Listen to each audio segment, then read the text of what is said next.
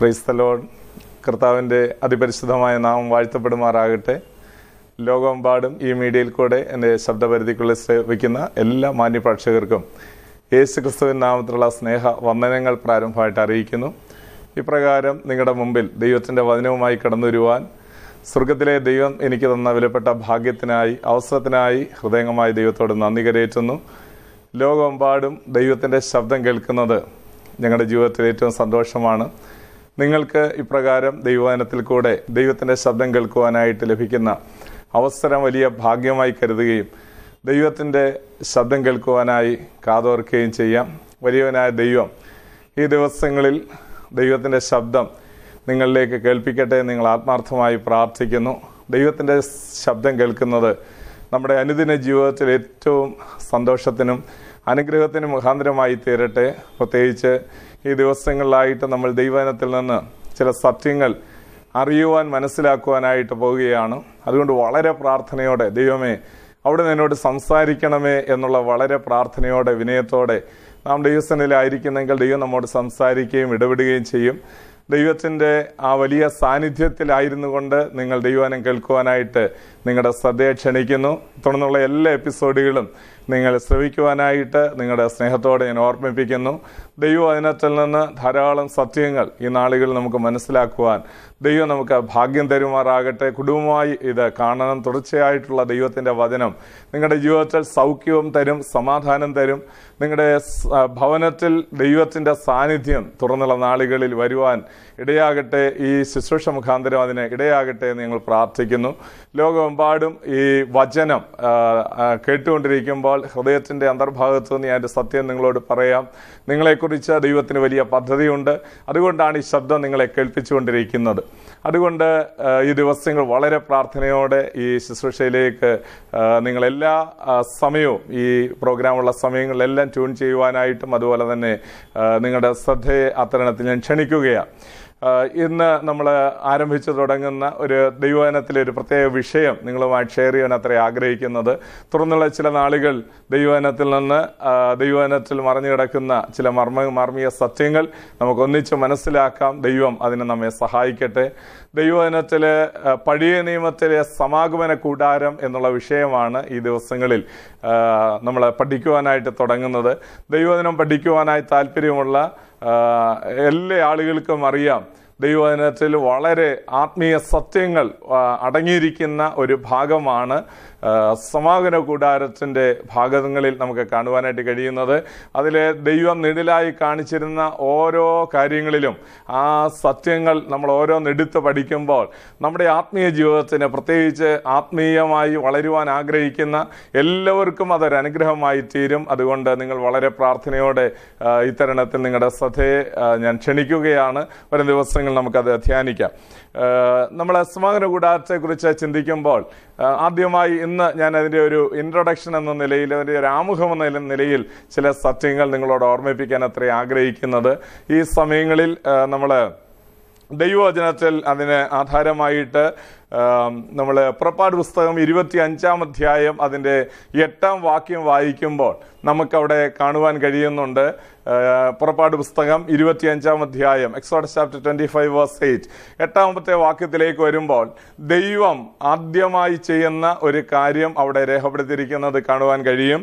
ദൈവം പറയുന്ന ഒരു കാര്യം, ഞാൻ അവരുടെ ഇടയിൽ വസിക്കേണ്ടതിന് എന്നുള്ള ഒരു പ്രയോഗം കാണുവാനായിട്ട് കഴിയും. പഴയ നിയമത്തിൽ ദൈവം തൻ്റെ ജനത്തോടുകൂടെ വസിക്കുവാനായിട്ട് ആഗ്രഹിക്കുന്ന ദൈവമായിട്ട് നമുക്കവിടെ കാണുവാൻ കഴിയുന്നു. പഴയ നിയമ പശ്ചാത്തലത്തിൽ നമ്മൾ ഉൽപ്പത്തി പുസ്തകം മുതൽ വായിച്ചു തുടങ്ങുമ്പോൾ നമുക്കറിയാം, ആദാം ദൈവത്തിൻ്റെ കൽപ്പന ലംഘിച്ച് പാപത്തിൽ വീണു പോയതിൻ്റെ ഫലമായി ദൈവിക കൂട്ടായ്മ നഷ്ടപ്പെടുന്നതും അവൻ ഓടി ഒളിക്കുന്നതുമാണ് നമുക്ക് തിരുവചനത്തിൽ ആദ്യമായി കാണുവാൻ കഴിയുന്നത്. ദൈവത്തിൻ്റെ സ്വരൂപത്തിലും ദൈവത്തിൻ്റെ സാദൃശ്യത്തിലും സൃഷ്ടിക്കപ്പെട്ടിരുന്ന മനുഷ്യൻ, അവൻ ദൈവത്തെ ഫേസ് ചെയ്യുവാനായിട്ട് കഴിവില്ലാതെ ദൈവത്തിൽ നിന്ന് ഓടിപ്പോകുന്നത് കാണുവാനായിട്ട് കഴിയും. എന്നാൽ ആ സന്ധ്യാവേളയിൽ അവനെ പാപത്തിൽ വീണു പോയ ആ ദിവസത്തിൽ പ്രഭാതത്തിന്റെ സന്ധ്യാവേളയിൽ, അതായത് ആ വയ്യ വേളയിൽ ഏദൻ പർദീസയിലേക്ക് ദൈവം ഇറങ്ങി വന്നതായിട്ടും, അഥവാ ദൈവത്തിന്റെ സാന്നിധ്യം അവന് അനുഭവിക്കാൻ കഴിയാതെ അവൻ ഓടി ഒളിച്ചതായിട്ട് നമുക്ക് വചനത്തിൽ കാണുവാൻ കഴിയുന്നു. അതുകൊണ്ട് പ്രിയമുള്ളവരെ, ഈ ആദ്യത്തെ വേദപുസ്തകത്തിലെ ആദ്യത്തെ ചോദ്യം എന്ന നിലയിൽ മനുഷ്യ നീ എവിടെ എന്ന് ചോദിച്ചുകൊണ്ട് ദൈവം ഏദൻ പർദീസയിലേക്ക് അഥവാ ഏദൻ തോട്ടത്തിലേക്ക് ഇറങ്ങി വരുന്നതായിട്ട് കാണുവാനായിട്ട് കഴിയും. ദൈവിക കൂട്ടായ്മ നഷ്ടപ്പെട്ട മനുഷ്യനെ സംബന്ധിച്ചിടത്തോളം അവൻ ആദ്യമായി ചെയ്തൊരു കാര്യം ദൈവത്തിൽ നിന്ന് ഓടി ഒളിക്കുകയാണ് ചെയ്തത്. ഓടി ഒളിച്ച മനുഷ്യനെ തേടി ദൈവം ഇനിഷ്യേറ്റീവ് എടുത്ത് ഇങ്ങോട്ട് വരികയാണ്. ലോകത്തിലെ ഒരു സ്ഥലത്ത് നമുക്ക് ഇങ്ങനെയുള്ള ദൈവത്തെയോ അല്ലെങ്കിൽ ദൈവികമായിട്ടുള്ള ഒരു ഇടപെടിയിൽ നമ്മളെ ലോകത്തിൽ മറ്റെങ്ങും കാണുന്നില്ല. മനുഷ്യന് നഷ്ടപ്പെട്ടു പോയ, പാപത്തിൽ വീണുപോയ മനുഷ്യനെ അന്വേഷിച്ച് അവനോടുള്ള ഒരു കൂട്ടായ്മ ആചരിക്കുവാനായി, അവനോടുള്ള ഒരു ഫെലോഷിപ്പ് ആഗ്രഹിച്ചും കൊണ്ടുവരുന്ന ഒരു ദൈവത്തെ വേദപുസ്തകത്തിന്റെ ആദ്യ താളുകളിൽ തന്നെ നമുക്ക് കാണുവാനായിട്ട് കഴിയും. വേദപുസ്തകം നാം പഠിക്കുമ്പോൾ നമുക്ക് ഏറ്റവും സന്തോഷം തരുന്ന ഒരു വസ്തുത അത് തന്നെയാണ്. നഷ്ടപ്പെട്ടു പോയ മനുഷ്യനെ കുറിച്ചുള്ള ഒരു കൺസേൺഡ് ആയിട്ടുള്ള ഒരു ദൈവത്തെ നമുക്ക് തിരുവചനത്തിൽ കാണുവാനായിട്ട് കഴിയും. അതുകൊണ്ട് ദൈവം ഇവിടെ പറയുന്നത് സമാഗമന കൂടാരം ഒരു നിഴലായി പഴയ നിയമത്തിൽ നമ്മൾ കാണുന്നു എങ്കിലും ദൈവം അവരോട് പറയുന്നത്, ഞാൻ നിങ്ങളുടെ ഇടയിൽ വസിക്കേണ്ടതിന് നിങ്ങൾ എനിക്കൊരു കൂടാരം ഉണ്ടാക്കുക എന്നാണ് ദൈവം പറഞ്ഞിരിക്കുന്നത്. അതിൽ നിന്ന് നമുക്കൊരു കാര്യം മനസ്സിലാക്കാൻ കഴിയും. ദൈവം ഇങ്ങോട്ട് ആഗ്രഹിക്കുകയാണ്, മനുഷ്യരുടെ ഇടയിൽ വന്ന് വാസം ചെയ്യുവാൻ ആഗ്രഹിക്കുന്ന ദൈവം. വേദപുസ്തകത്തിന്റെ ആദ്യ താളുകളിൽ നമ്മൾ ഇപ്പോൾ ഞാൻ മുമ്പേ ഓർമ്മിപ്പിച്ചതുപോലെ നമുക്ക് കാണാൻ കഴിയുന്നു, ദൈവം ഇങ്ങോട്ട് വന്ന് ദൈവം മനുഷ്യന്റെ കൂടെ വസിക്കുവാൻ ആഗ്രഹിച്ച ദൈവമാണെങ്കിൽ വേദപുസ്തകത്തിന്റെ അവസാന താളുകളിലേക്ക് വരുമ്പോഴും നമുക്കത് കാണുവാൻ കഴിയുന്നു. വേദപുസ്തകം അവസാനിക്കുന്നത് ഇതാ മനുഷ്യരോടുകൂടെ ദൈവത്തിന്റെ കൂടാരം എന്ന് പറഞ്ഞുകൊണ്ടാണ് വേദപുസ്തകം അവസാനിപ്പിച്ചിരിക്കുന്നതെന്ന് കാണുവാൻ കഴിയും. അതുകൊണ്ട് നാം ഓർത്തിരിക്കേണ്ട ഒരു വലിയ സത്യം, നമുക്ക് എത്ര ദൈവത്തെ കാണുവാനായിട്ട് നമുക്ക് കഴിയുന്നില്ല, വളരെ ആഗ്രഹമുണ്ട്, കഴിയുന്നില്ല. അങ്ങനെയുള്ള ഒരു അവസ്ഥയിലും നമ്മൾ ആരും ഇനിഷ്യേറ്റീവ് എടുക്കാതെ തന്നെ ദൈവം നമ്മുടെ സഹിത്വം ആഗ്രഹിക്കുകയാണ്, ദൈവം നമ്മുടെ സാന്നിധ്യം ആഗ്രഹിക്കുകയാണ്, നമ്മുടെ കൂടെ വന്ന് വസിക്കുവാൻ ആഗ്രഹിക്കുന്ന ഒരു ദൈവത്തെ, നമ്മുടെ ഭവനത്തിൽ വന്ന് വസിക്കുവാൻ ആഗ്രഹിക്കുന്ന ഒരു ദൈവത്തെ നമുക്ക് ആ ദൈവവചനത്തിൽ കാണുവാനായിട്ട് കഴിയുന്നു. അതുകൊണ്ട് ഈ നിങ്ങൾ ഒരിക്കലും വിചാരിക്കരുത് നിങ്ങളെ ദൈവത്തിന് വേണ്ട എന്നോ അല്ലെങ്കിൽ ദൈവം നിങ്ങളെ കൈവിട്ട് കളഞ്ഞിരിക്കുന്നോ എന്നോ ഒരിക്കലും ചിന്തിക്കരുത്. ഒരുപക്ഷെ ആത്മഹത്യക്ക് വേണ്ടി നിങ്ങൾ നിരന്തരം പരിശ്രമിച്ചുകൊണ്ടിരിക്കുകയോ അതിനെക്കുറിച്ച് ചിന്തിക്കുകയോ ചെയ്യുന്ന വ്യക്തിയായിരിക്കാം എന്നെ ഇപ്പോൾ കേട്ടുകൊണ്ടിരിക്കുന്നത്. നിങ്ങൾക്ക് അതിൻ്റെ ആവശ്യമില്ല. ദൈവം നിങ്ങളെ ഏറ്റവും അധികം സ്നേഹിച്ചുകൊണ്ട് നിങ്ങളുടെ അരികിലേക്ക് വരുവാൻ ആഗ്രഹിക്കുന്ന ഒരു ദൈവം. നമ്മളെ പഴയ നിയമ പശ്ചാത്തലത്തിൽ ഇതിനെക്കുറിച്ച് പഠിക്കുമ്പോൾ നമുക്ക് മനസ്സിലാക്കാൻ കഴിയുന്നുണ്ട്. നമ്മൾ ദൈവത്തിന്റെ സന്നിധിയിലേക്ക് ഒരുവൻ വന്നു കഴിഞ്ഞാൽ നമുക്ക് തിരുവചനത്തിൽ 84 സങ്കീർത്തനം അതിന്റെ 1-ാം വാക്യത്തിൽ കോരഹപുത്രന്മാർ അവർ പാടുന്ന പാട്ടിന്റെ ആരംഭവാക്യങ്ങൾ നമുക്ക് വളരെ സുപരിചിതമായ ഒരു വാക്യമാണ്. വിശ്വാസികൾ സാധാരണയായിട്ട് ഉരുവിടുന്ന ഒരു വാക്യമാണ്, സൈന്യങ്ങളുടെ യഹോവേ തിരുനിവാസം എത്ര മനോഹരം എന്ന് പറയുകയാണ്. താഴോട്ടുള്ള ഭാഗങ്ങളിൽ അവിടെ കാണുന്നുണ്ട്, കുരികിലൊരു വീടും മീവൽ പക്ഷി കുഞ്ഞുങ്ങൾക്കൊരു കൂടും കണ്ടെത്തിയിരിക്കുന്നു. എന്റെ രാജാവും സൈന്യങ്ങളുടെ ദൈവമായ യഹോവേ നിന്റെ യാഗപീഠങ്ങളെ തന്നെ എന്ന് പറഞ്ഞിരിക്കുന്നു. മാത്രമല്ല നമ്മൾ താഴോട്ട് വായിക്കുമ്പോൾ ദുഷ്ടന്മാരുടെ കൂടാരങ്ങൾ പാർക്കുന്നതിനേക്കാൾ എന്റെ ദൈവത്തിന്റെ ആലയത്തിൽ വാതിൽ കാവൽക്കാരനായിരിക്കുന്നത് എനിക്ക് ഏറെ ഇഷ്ടം എന്നാണ് അവിടെ പറഞ്ഞിരിക്കുന്നത്. അതിൽ നിന്ന് നമുക്ക് ചില സത്യങ്ങൾ മനസ്സിലാക്കാൻ കഴിയും. ദൈവസന്നിധിയിലേക്ക് ഒരുവൻ വന്നു കഴിഞ്ഞാൽ, ദൈവ സാന്നിധ്യം അവൻ അനുഭവിച്ചു കഴിഞ്ഞാൽ, ദൈവിക സന്തോഷത്തിലേക്ക് അവൻ പ്രവേശിച്ചു കഴിയുമ്പോൾ അവന് മറ്റൊന്നും ആവശ്യമില്ല. ലോകത്തിലേക്കും ഏറ്റവും സന്തോഷം തരുന്ന ഒരു സ്ഥലത്തേക്ക് താൻ വന്നിരിക്കുന്നു എന്ന് തനിക്ക് മനസ്സിലാക്കാൻ കഴിയും. കോരഹിന്റെ മക്കളെ സംബന്ധിച്ചിടത്തോളം പിതാക്കന്മാർ ദൈവത്തിന്റെ ന്യായവിധിയിൽ അവരെല്ലാവരും ഭൂമി പിളർക്കപ്പെട്ട് ഭൂമി അവരെ ജീവനോടെ അവരെ വിഴുങ്ങിക്കളയുമ്പോൾ അവരുടെ മക്കൾ ദൈവത്തെ വിളിച്ചപേക്ഷിച്ചും കൊണ്ട് ദൈവസന്നിധിയിലേക്ക് ഓടി വന്ന് പാടിയ പാട്ടുകളാണ് നമുക്ക് 54-ാം സങ്കീർത്തനത്തിൽ കാണാൻ കഴിയുന്നത്. അതുകൊണ്ട് നമ്മൾ ഇവിടെ നിന്ന് മനസ്സിലാക്കേണ്ട ഒരു വലിയ സത്യമുണ്ട്. ദൈവ സന്നിധിയിലേക്ക് അവനിലേക്ക് ഒരുവൻ വന്നു കഴിയുമ്പോൾ അവന് ദൈവിക സ്വസ്ഥതയും ദൈവിക സമാധാനവും ദൈവിക സന്തോഷവും അനുഭവിക്കാൻ കഴിയുന്നു. അതുകൊണ്ട് സർവശക്തനായ ദൈവം പറയുന്നു, ഞാൻ നിങ്ങളുടെ ഇടയിൽ വന്ന് വസിക്കാം. ദൈവം അത്ര ഇനിഷ്യേറ്റീവ് എടുക്കുകയാണ്. ദൈവത്തിന് ഒരിക്കലും മനുഷ്യനെ അന്വേഷിച്ച് വരേണ്ട കാര്യമില്ല. ലോകത്തിൽ പല മതങ്ങൾ കണ്ടേക്കാം, എന്നാൽ വേദപുസ്തകം പഠിപ്പിക്കുന്ന ഒരു വലിയ സത്യമുണ്ട്. ലോകത്തിലേക്ക് പാപിയായി വീണുപോയ, പാപത്തിൽ വീണുപോയ, ദൈവിക കൂട്ടായ്മ നഷ്ടപ്പെട്ടു പോയ മനുഷ്യന്റെ അരികിലേക്ക് ദൈവം തന്നെ ഇറങ്ങി വരികയാണ്. സ്വന്തം പുത്രനെ ആദരിക്കാതെ നമുക്ക് വേണ്ടി ഏൽപ്പിച്ചു തന്നവൻ അവനോടുകൂടെ സകലവും നൽകാതിരിക്കുമോ എന്ന ദൈവത്തിന്റെ വചനം പറയുന്നു. അതുകൊണ്ട് നിങ്ങൾ ഒരുപക്ഷെ ദൈവിക കൂട്ടായ്മ നഷ്ടപ്പെട്ട ഒരു വ്യക്തിയാണെങ്കിൽ ഈ പഴയ നിയമത്തിലെ നിഴലായ സമാഗമന കൂടാരം പഠിക്കുമ്പോൾ ദൈവവചനത്തിൽ നമുക്ക് വളരെ വ്യക്തമായി നമുക്ക് ഒരു ചിത്രീകരണം തരുന്നു. ദൈവം മനുഷ്യനെ അന്വേഷിച്ചു വരുന്നതായിട്ട് നമുക്ക് കാണുവാനായിട്ട് കഴിയും. വേദപുസ്തകത്തിൽ നമ്മളെ സമാഗമന കൂടാരത്തെ കുറിച്ച് ചിന്തിക്കുമ്പോൾ നമുക്ക് മനസ്സിലാക്കാൻ കഴിയുന്നു, ധാരാളം അധ്യായങ്ങളിൽ ഈ സമാഗമന കൂടാരത്തെ കുറിച്ചുള്ള പ്രതിപാദനങ്ങൾ കാണുവാനായിട്ട് കഴിയും. അത് വേദപുസ്തകത്തിൽ നമ്മൾ പഴയ നിയമത്തിന്റെ പ്രത്യേകിച്ച് പുറപ്പാട് പുസ്തകങ്ങളിൽ പഴയ നിയമ ദേവാലയം അവർക്ക് കൊടുക്കുന്നതിന് മുൻപേ ദൈവം പറഞ്ഞ ഇതിനെക്കുറിച്ചുള്ള വിശദീകരണങ്ങൾ നമ്മൾ പഠിക്കുമ്പോൾ ഏകദേശം 13 പരം ചാപ്റ്ററുകളിൽ ഇത് പറഞ്ഞിരിക്കുന്നത് കാണുവാനായിട്ട് കഴിയും. സമാഗമന കൂടാരത്തെക്കുറിച്ച് നമ്മൾ പുറപ്പാട് പുസ്തകത്തിൽ 3 അധ്യായങ്ങൾ 25 മുതൽ ഏകദേശം 40 വരെയുള്ള അധ്യായങ്ങളിൽ 3 അധ്യായങ്ങൾ ഒഴിച്ച് ബാക്കിയുള്ള അധ്യായങ്ങളിലെല്ലാം നമ്മൾ ഈ സമാഗമന കൂടാരത്തെക്കുറിച്ചുള്ള വിശദീകരണം പറഞ്ഞിരിക്കുന്നത് നമുക്ക് കാണുവാനായിട്ട് കഴിയും. 32-ാം അധ്യായത്തിലും 33, 34 ഈ 3 അധ്യായങ്ങളിൽ മാത്രമേ സമാഗമന കൂടാരത്തെക്കുറിച്ചുള്ള വിശദീകരണം ഇല്ലാത്തതായിട്ട് നമുക്ക് അവിടെ കാണുവാൻ കഴിയുന്നുണ്ട്. അതുകൊണ്ട് തന്നെ സമാഗമന കൂടാരത്തെക്കുറിച്ച് നമ്മൾ ഈ എപ്പിസോഡ് മുതൽ പഠിക്കുമ്പോൾ ദൈവം 13 ചാപ്റ്ററുകളിൽ അത് വിശദമായി രേഖപ്പെടുത്തി തന്നിരിക്കുകയാണ്. നമ്മൾ ഈ ലോകത്തിൽ കാണുന്ന സർവ്വ സൃഷ്ടികളെയും കുറിച്ച് നമ്മൾ ചിന്തിക്കുമ്പോൾ അതിനെക്കുറിച്ച് കേവലം 1-2 മനുഷ്യന്റെ സൃഷ്ടി വരെയുള്ള ഭാഗങ്ങൾ നമ്മൾ പഠിക്കുമ്പോൾ കേവലം ഒരു 2 അധ്യായങ്ങളിൽ മാത്രമേ ലോകത്തിൽ ഇത്രയും വലിയ ഇന്നും ശാസ്ത്ര ലോകത്തിന് കാണാൻ കഴിയാത്ത, അല്ലെങ്കിൽ ശാസ്ത്ര ലോകം ഇന്നും എത്തിപ്പിടിച്ചിട്ടില്ലാത്ത ഈ പ്രപഞ്ചത്തെ ദൈവം സൃഷ്ടിച്ചതിനെ കുറിച്ചുള്ള വിശദീകരണം വേദപുസ്തകത്തിന്റെ ആദ്യ താളുകളിൽ ചില വാക്യങ്ങളിൽ മാത്രമേ രേഖപ്പെടുത്തിയിട്ടുള്ളൂ. എന്നാൽ നമ്മൾ ഓർക്കേണ്ട ഒരു സത്യം, വേദപുസ്തകത്തിൽ ആരാധനയെക്കുറിച്ച് ധാരാളം പറഞ്ഞിരിക്കുന്നു.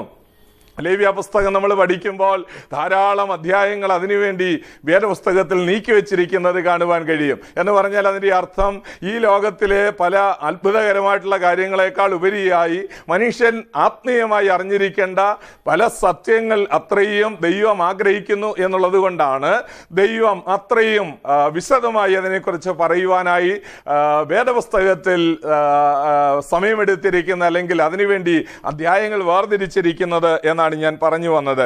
അപ്പോൾ ഇവിടെ നമ്മൾ സമാഗമന കൂടാരത്തെക്കുറിച്ച് ചിന്തിക്കുമ്പോൾ മറ്റൊരു കാര്യം, ദൈവം വന്ന് വസിക്കണമെന്നുണ്ടെങ്കിൽ നമ്മൾ ഈ പുറപ്പാട് പുസ്തകം 40-ാം അധ്യായം പഠിക്കുമ്പോൾ അതിനകത്ത് പല പ്രാവശ്യം 40-ാം അധ്യായത്തിൽ തന്നെ യഹോവ അവനോട് കൽപ്പിച്ച പ്രകാരം തന്നെ എന്ന് 7 പ്രാവശ്യം ആവർത്തിച്ചിരിക്കുന്നത് കാണുവാനായിട്ട് കഴിയും. ആവർത്തിച്ച് മോശ ചെയ്ത ഒരു കാര്യം പറഞ്ഞിരിക്കുന്നു. എന്താണ് ചെയ്തത്? അവൻ അവിടെ ദൈവം കൽപ്പിച്ച പ്രകാരം അവിടെ ചെയ്തു. അപ്പോൾ എന്നുള്ള ഒരു വാക്യം നമുക്ക് അവിടെ കാണുവാൻ കഴിയുന്നു. 34-ാം വാക്യത്തിൽ നമ്മൾ കാണുന്നു, അപ്പോൾ ദൈവത്തിന്റെ തേജസ് അവിടേക്ക് ഇറങ്ങി വന്നു എന്ന് കാണുവാൻ കഴിയും. നമ്മുടെ ജീവിതത്തിലും നമ്മൾ ദൈവത്തിന്റെ സാന്നിധ്യം അനുഭവിക്കാൻ ആഗ്രഹിക്കുന്ന ഒരു വ്യക്തിയാണെങ്കിൽ, നിങ്ങൾക്ക് ദൈവത്തെ കണ്ടുമുട്ടാൻ ആഗ്രഹമുണ്ടെങ്കിൽ ദൈവം പറഞ്ഞ പ്രകാരം ചില കാര്യങ്ങൾ ചെയ്യുക. നിങ്ങളുടെ ഉള്ളിൽ, നിങ്ങളുടെ ഭവനങ്ങളിൽ, നിങ്ങളുടെ സഭകളിൽ, നിങ്ങളുടെ ദേശത്ത് ഒക്കെ ദൈവ സാന്നിധ്യം, ഞാൻ മുമ്പേ ഓർപ്പിച്ചതുപോലെ ദൈവം പറയുകയാണ്, ഞാൻ നിങ്ങളുടെ ഇടയിൽ വന്ന് വസിക്കാം എന്ന് പറയുകയാണ്. അങ്ങനെയാണെങ്കിൽ നമ്മുടെ ഇടയിൽ വന്ന് വസിക്കാൻ വളരെ ആഗ്രഹിച്ച, സ്നേഹത്തോടെ കാത്തിരിക്കുന്ന ദൈവം പറയുന്നതനുസരിച്ച് ചെയ്താൽ, ഇവിടെ നമ്മൾ ആവർത്തിച്ച് 7 പ്രാവശ്യം കാണുന്നു, മോശ ദൈവം കൽപ്പിച്ച പ്രകാരമൊക്കെയും ചെയ്തു എന്ന് കാണുവാൻ കഴിയുന്നു. അത് യാദർശികമായിട്ടില്ല. വേദപുസ്തകത്തിൽ നമ്മൾ പുറപ്പാട് പുസ്തകത്തിന്റെ അവസാന അധ്യായങ്ങളായ 39, 40 അധ്യായങ്ങളിൽ നമ്മൾ വായിക്കുമ്പോൾ ഏകദേശം 25-ൽ പരം പ്രാവശ്യം യഹോവ കൽപ്പിച്ച പ്രകാരം അവൻ ചെയ്തു, യഹോവ കൽപ്പിച്ച പ്രകാരം അവൻ ചെയ്തു എന്ന് മോശയെക്കുറിച്ച് അവിടെ എഴുതിയിട്ടുണ്ട്. 34 വാക്യത്തിൽ നമ്മൾ കാണുന്നു, അപ്പോൾ യഹോവയുടെ തേജസ് അവിടെ ഇറങ്ങി വന്നു എന്ന് കാണുവാൻ കഴിയുന്നു. അതുകൊണ്ട് പ്രിയമുള്ളവരെ, ദൈവത്തിന്റെ തേജസ് ഇറങ്ങിയ ഒരു സ്ഥലമായിരുന്നു സമാഗമന കൂടാരം എന്ന് നമുക്ക് പഠിക്കുവാനായിട്ട് കഴിയും. ഇന്ന് ലോകത്തിൽ ധാരാളം നമ്മുടെ ചുറ്റുപാടുകളിൽ ധാരാളം ദേവാലയങ്ങളുണ്ട്. പുതിയ നിയമത്തിൽ നമ്മൾ പഠിക്കുമ്പോൾ മനുഷ്യനാണ് ദൈവത്തിന്റെ ദേവാലയം. നമ്മൾ 1 കൊരിന്ത്യർ 3 അധ്യായത്തിന്റെ 16 വാക്യം വായിക്കുമ്പോൾ, നിങ്ങൾ ദൈവത്തിന്റെ മന്ദിരമെന്നും ദൈവത്തിന്റെ ആത്മാവ് നിങ്ങളിൽ വസിക്കുന്നു എന്നും നിങ്ങൾ അറിയുന്നില്ലയോ? ദൈവത്തിന്റെ മന്ദിരം നശിപ്പിക്കുന്നവനെ ദൈവം നശിപ്പിക്കും എന്ന് പറഞ്ഞിരിക്കുന്നു. ദൈവം അതിന്റെ 18 വാക്യത്തിലേക്ക് പോകുമ്പോൾ അവിടെ കാണാൻ കഴിയുന്നുണ്ട്, ദൈവം നിങ്ങളെ വിലയ്ക്ക് വാങ്ങിയിരിക്കാൻ നിങ്ങൾ താന്താങ്ങൾക്കുള്ളവരല്ല, ദൈവത്തിന്റെ മന്ദിരമാണ് നമ്മുടെ ശരീരം എന്ന് പഠിക്കുവാൻ കഴിയും. പഴയ നിയമത്തിൽ ഒരു സ്ഥലത്ത് ദൈവം ഇറങ്ങി വന്നെങ്കിൽ, പുതിയ നിയമത്തിൽ വ്യക്തികളിലേക്ക് അഥവാ മനുഷ്യന്റെ അന്തരാത്മാവിലേക്ക് ഇറങ്ങി വന്ന് വസിക്കുവാൻ ആഗ്രഹിക്കുന്ന ഒരു ദൈവത്തെയാണ് വേദപുസ്തകത്തിൽ നമുക്ക് കാണുവാൻ കഴിയുന്നത്. അതുകൊണ്ട് തിരുവചനം നിങ്ങൾ പഠിക്കണമേ. ദൈവത്തിന്റെ സാന്നിധ്യം എവിടെയാണ് വരുന്നത്? അവന്റെ കൽപ്പന അനുസരിക്കുന്ന വ്യക്തികളിൽ, അവനെ ഉൾക്കൊള്ളുന്ന വ്യക്തികളിൽ, അവന്റെ അന്തരാത്മാവിൽ വന്ന് സ്നേഹത്തോടെ വസിക്കുവാൻ, അവനുമായി കൂട്ടായ്മ ആചരിക്കുവാൻ, അവനുമായി പറുദീസയിൽ ജീവിക്കുന്ന ഒരു അനുഭവത്തിൽ ജീവിക്കുവാൻ ദൈവം താങ്കളെക്കുറിച്ച് ആഗ്രഹിക്കുന്നുണ്ട്. അതുകൊണ്ടാണ് ദൈവം ഈ ശബ്ദം നിങ്ങളെ കേൾപ്പിച്ചുകൊണ്ടിരിക്കുന്നത്. സമാഗമന കൂടാരത്തിൽ ദൈവം വന്ന് വസിച്ചു. കുറെ കാലം കഴിയുമ്പോഴത്തേക്ക് നമ്മൾ പിന്നീടുള്ള എപ്പിസോഡുകൾ നമുക്ക് അതിനെക്കുറിച്ച് ചിന്തിക്കാം. ദൈവം എവിടെയൊക്കെയാണ് വന്ന് വസിച്ചത് എന്ന് നമുക്ക് പിന്നീട് കാണുവാനായിട്ട് കഴിയും. എന്നാൽ ദൈവ സാന്നിധ്യം അവരുടെ ഇടയിൽ നിന്ന്, പഴയ നിയമ ദേവാലയത്തിൽ നിന്ന് പോകുന്നത് നമുക്ക് കാണുവാൻ കഴിയും. എസ്കേൽ പ്രവചനം 10 അധ്യായത്തിലേക്കൊക്കെ വരുമ്പോൾ ദൈവത്തിന്റെ സാന്നിധ്യം അവിടെ നിന്ന് പോകുന്നത് കാണുവാൻ കഴിയും. അതിന്റെ 4 വാക്യം വായിക്കുമ്പോൾ അവിടെ നമുക്ക് കാണാൻ കഴിയുന്നു, ഈ ദൈവത്തിന്റെ സാന്നിധ്യം യഥാർത്ഥത്തിൽ വന്ന് നിന്നുകൊണ്ടിരുന്നത് പഴയ നിയമ ദേവാലയത്തിന്റെ അതിപരിശുദ്ധമായ സ്ഥലത്തായിരുന്നു. അതിപരിശുദ്ധമായ സ്ഥലത്ത് വന്ന് ദൈവത്തിന്റെ സാന്നിധ്യം നിൽക്കുന്നു എങ്കിലും ആണ്ടിലൊരിക്കൽ മാത്രമേ മഹാപുരോഹിതൻ അവിടേക്ക് കയറി ചെല്ലുവാൻ അവകാശം ഉണ്ടായിരുന്നുള്ളൂ. അവൻ പാപം ചെയ്തിട്ടുള്ള മനുഷ്യനാണെങ്കിൽ അവിടെ പിടഞ്ഞു വീണ് മരിക്കുമായിരുന്നു. അങ്ങനെയാണെങ്കിൽ ലക്ഷോപലക്ഷം ആളുകൾ അതിന്റെ ഗ്രൗണ്ടിൽ വന്ന് കൂടി നിന്നാലും ആർക്കും ദൈവസാന്നിധ്യം വേണ്ട വിധത്തിൽ ദൈവത്തെ കണ്ടുമടങ്ങാനായിട്ട് കഴിയാത്തൊരവസരമായിരുന്നു. പഴയ നിയമ ദേവാലയത്തിന്റെ എഹെസ്കേൽ പ്രവചനത്തിൽ നമ്മൾ വായിക്കുന്നത് 10 അധ്യായത്തിലേക്ക് വരുമ്പോൾ അതിന്റെ 4 വാക്യത്തിൽ വായിക്കുന്നത്, ദൈവ സാന്നിധ്യം അഥവാ ദൈവത്തിന്റെ തേജസ് കെരൂബുകളുടെ ഇടയിൽ നിന്ന് പൊങ്ങിയിട്ട് വന്ന് ഉമ്മറപ്പടിയുടെ അരികിൽ വന്ന് നിന്നതായിട്ട് നമുക്ക് കാണുവാനായിട്ട് കഴിയുന്നു. അപ്പോൾ നമുക്ക് ഇപ്രകാരം മനസ്സിലാക്കാൻ കഴിയുന്നു, വേദപുസ്തകം ഇങ്ങനെ പറയുന്നു, യെഹെസ്കേൽ ആത്മാവിൽ ദർശിക്കുകയാണ് ദൈവത്തിന്റെ അതിപരിശുദ്ധമായ സാന്നിധ്യം. ദൈവത്തിന്റെ അതിപരിശുദ്ധ സ്ഥലത്ത് നിന്നുകൊണ്ടിരുന്ന ദൈവ സാന്നിധ്യം അവിടെ നിന്ന് പോവുകയാണ്. എന്തുകൊണ്ടാണ്? അവിടെയുള്ള നിങ്ങൾ 8 അധ്യായം മുതലുള്ള വാക്യങ്ങൾ വായിച്ചു നോക്കുമ്പോൾ അവിടെ ദൈവത്തിന്റെ ആലയത്തിൽ നടക്കേണ്ടാത്ത ഒത്തിരി കാര്യങ്ങൾ നടക്കുമ്പോൾ ദൈവം അവിടെ നിന്ന് പോകാനായിട്ട് ആഗ്രഹിക്കുകയാണ്. തിരുവചനത്തിൽ പറഞ്ഞിരിക്കുന്ന ദൈവം വിശുദ്ധനായ ദൈവമാണ്. വിശുദ്ധിയുള്ളവരുടെ നടുവിൽ വസിക്കുവാൻ ആഗ്രഹിക്കുന്നവനായ ദൈവമാണ്. അതുകൊണ്ട് വിശുദ്ധിക്ക് ചേരാത്തത് എന്തെങ്കിലും വരുമ്പോൾ അവിടെ നിന്ന് ദൈവ സാന്നിധ്യം നഷ്ടപ്പെട്ടു പോകാൻ ഇടയായിത്തീരും. നമ്മളതിന്റെ 18 വാക്യത്തിലേക്ക് വരുമ്പോൾ, കെരൂബുകളുടെ മുമ്പിൽ അഥവാ കെരൂബുകളുടെ ചിറകുകളുടെ മുമ്പിൽ നിന്നുകൊണ്ടിരുന്ന ആ ദൈവത്തിന്റെ തേജസ് അവിടെ നിന്ന് ആ കൃപാസനത്തിൽ നിന്ന് പൊങ്ങിപ്പോകാൻ ഇടയായിത്തീരുന്നു. പൊങ്ങിയിട്ട് ഉമ്മരപ്പടിയുടെ അടുക്കൽ വന്ന് നിൽക്കുന്നതായിട്ട് കാണുവാൻ കഴിയും. നമ്മൾ സ്റ്റെപ്പ് ബൈ സ്റ്റെപ്പായിട്ട് അതിനെക്കുറിച്ച് ചിന്തിക്കുമ്പോൾ ഓരോ സ്ഥലങ്ങളിൽ നിന്ന് ദൈവ സാന്നിധ്യം നഷ്ടപ്പെട്ടു പോവുകയാണ്. കുറെ കഴിയുമ്പോൾ അവിടെ നിന്ന് ഉമ്മരപ്പടിയിൽ നിന്ന് മാറിയിട്ട് കിഴക്കേ പടിവാതിലിന്റെ അരികിൽ നിന്നതായിട്ട് നമുക്ക് എഹെസ്കേൽ പ്രവചനം 10 അധ്യായത്തിന്റെ 19 വാക്യം വായിക്കുമ്പോൾ അവിടെ കാണുവാനായിട്ട് കഴിയും. കെരൂബുകളുടെ കീഴെ ദൈവത്തിന്റെ കൃപാസനത്തിന്റെ മുകളിൽ നിന്നുകൊണ്ടിരുന്ന ആ ദൈവ സാന്നിധ്യം പൊങ്ങിയിട്ട് അത് ഉമ്മരപ്പടിയുടെ അരികിൽ വന്ന് നിൽക്കുന്നു. പിന്നെയും അവിടെ നിന്ന് വീണ്ടും മുമ്പോട്ട് വന്നിട്ട് നമ്മളെ തിരുവചനത്തിൽ 19 വാക്യത്തിൽ കാണാൻ കഴിയുന്നുണ്ട്, കിഴക്കേ പടിവാതിലിന്റെ അരികിൽ വന്ന് നിൽക്കുന്നതായിട്ട് നമുക്ക് കാണുവാനായിട്ട് കഴിയുന്നു.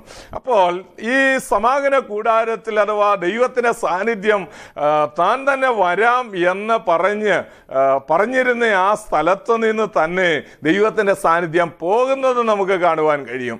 അതുകൊണ്ട് നമ്മൾ ഓർക്കേണ്ട ഒരു വലിയ സത്യമുണ്ട്.